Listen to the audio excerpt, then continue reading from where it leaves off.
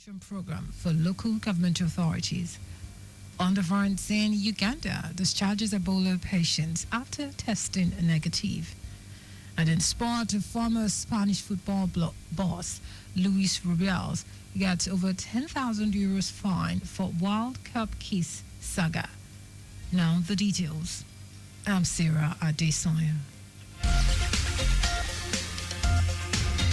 The Lagos State Government, through the Public Procurement Agency, has received a 3-month delegation of the World Bank on a paid 5-day visit to assess the electronic government procurement (EGP) system of the state. Director General of the Lagos State Public Procurement Agency, Fatai Onofowote, expressed his appreciation to the World Bank for the positive response given the agency's request for support aimed at enhancing the e-government procurement system of the agency.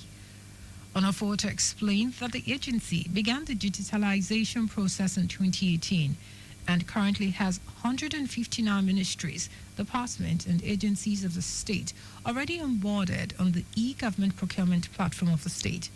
It said the agency currently has over 3,700 contractors registered under its database service providers, either for goods, works, or services, pointing out that the agency is working on making the EGP system in sync with the Lagos State Government Revenue Portal to make the EGP even more seamless and efficient. Speaking during the assessment visit, leader of the delegation and a procurement specialist with the World Bank, Akin Mole, stated that the visit was a follow-up to the visit of the regional manager of the bank last year when the agency requested for support of the bank. Onimole expressed delight at the remarkable achievements the agency has made, particularly in the e-government procurement system in the state, adding that he was highly impressed by the practical demonstration of the EGP system by officials of the agency and other MDAs that were visited for the assessment.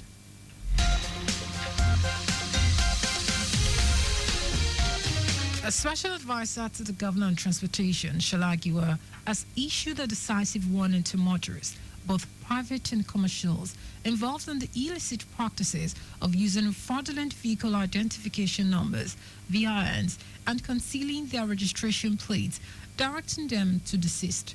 Giwa underscored the state government's unyielding stance against these infractions, emphasizing that they constitute a flagrant violation of the established traffic laws and pose grave security risks to the state. He decried the difficulties faced by the security agencies and traffic enforcement officers in tracing vehicles implicated in criminal activities such as one chance, robberies, and other traffic violations due to these unlawful practices. You are added that failure to comply will result in swift arrest and prosecution in line with the provisions of the Lagos State Transport Sector Reform Law 2018.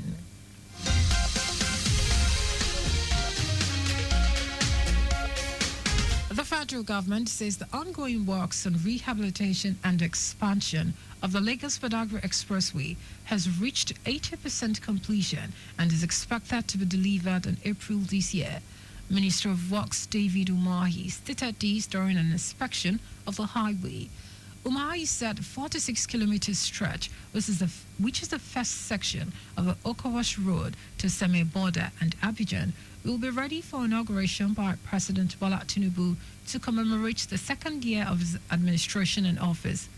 The minister noted that the contractor has been paid 50 billion naira out of 75 billion naira sum for the project, stating that the contractor has demonstrated high capacity to deliver the project by the set timeline.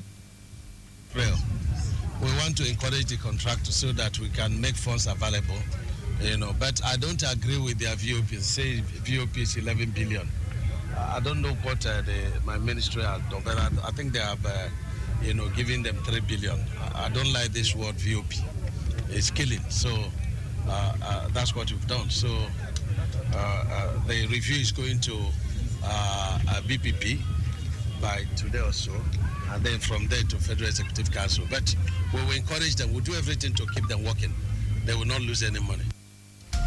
Umar explained that the second section, which terminates at Seme border, will be done with the concrete pavement, stating that proposition will be made for the border states to complete their own section of the ECOWAS Highway project terminating at Abidjan.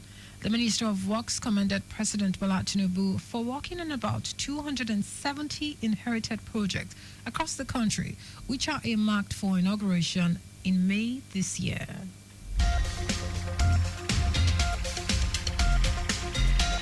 Meanwhile, the federal government has announced that the process leading to the reconstruction of the 78 kilometers Lagos-Sangota-Abeokuta bound expressway will begin in about 2 months. Minister of Works David Umahi made this known after inspecting the ongoing rehabilitation of 18 kilometers Lagos end of the expressway. Umahi who said the project will be done on concrete pavement for a lasting lifespan, promised that the contractor will be picked on a selective bidding. He commended the Ogun State government for taking up rehabilitation of 60 kilometers of the expressway, assuring that the government stands to benefit from the fresh project that will be on a build and maintain arrangement in trolling. To do is to award these 18 kilometers or reinforce concrete pavement, and then wait for Ogun State government to finish their own. Then we take boat over and then do it, operate and maintain, within that kind of program. And so the Ogun State government is going to have some benefits, and the federal government will have benefit, and of course the concessionaire. Our correspondent, Abiola Fagbalago, quotes the minister as assuring that the 18-kilometer stretch of the rehabilitated road will be reopened to traffic soon.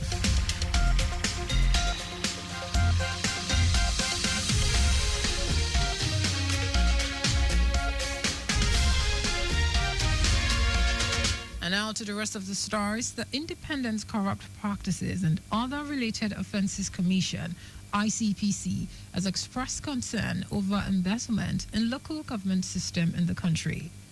This is as the anti-graft agency announced plans to launch a new initiative aimed at promoting transparency and accountability at the grassroots level.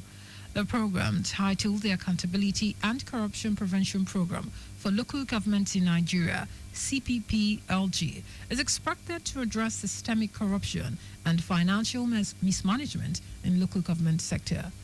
ICPC Chairman Musa Aliyu, who made this known at a summit organized by Gombe State Government, lamented the deep-rooted issues of embezzlement, nepotism, contract inflation, and resource misallocation plaguing local government administration.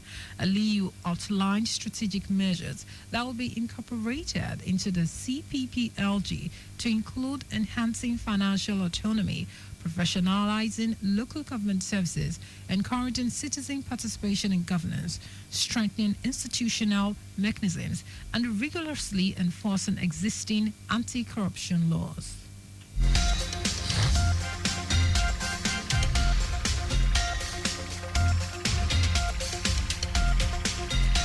The International Labour Organization, ILO, unanimously adopted the ILO Declaration on Social Justice for a Fair Globalization on 10th of June 2008.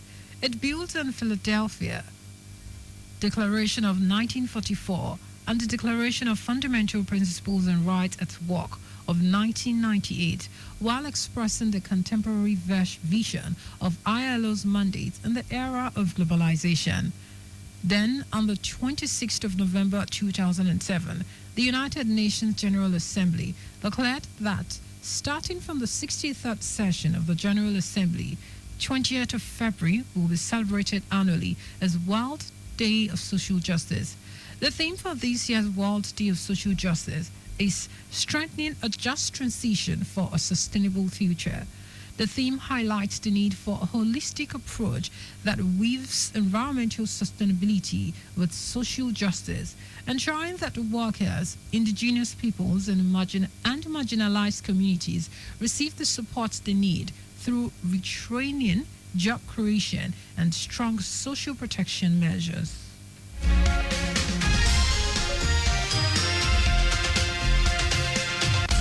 And in sport, Uganda has discharged 8 patients who have recovered from the Sudan strain of Ebola after they tested negative twice.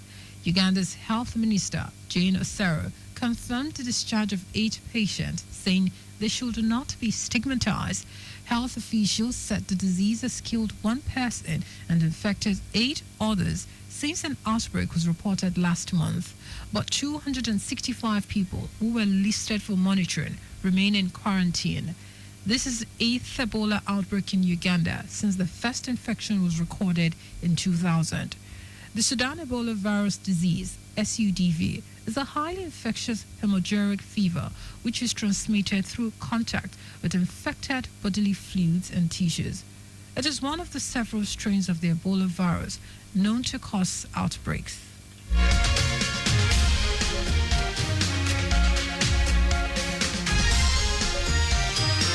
And in sports, Spain's former Football Federation boss, Luis Rubiales, has been found guilty of sexual assault for kissing a player, Jenny Hermoso, without her consent and ordered to pay a fine of €10,800. Spain's High Court ruled that Rubiales was acquitted of coercion for allegedly trying to pressure Hermoso into saying publicly that the kiss was consensual. The ruling also banned Rubiales from going within a 200 meters radius of Hermoso and from communicating with her for 1 year. 3 of Rubiales' former colleagues who were also on trial, accused of colluding in the alleged coercion, were cleared of those charges. It will recall that as Spain's players received their medals after defeating England in Sydney to win the 2023 World Cup, Rubiales grabbed Hermoso by the head and kissed her on the lips. The incident triggered protest and called for the resignation of Rubiales, who has said he will appeal against the verdict.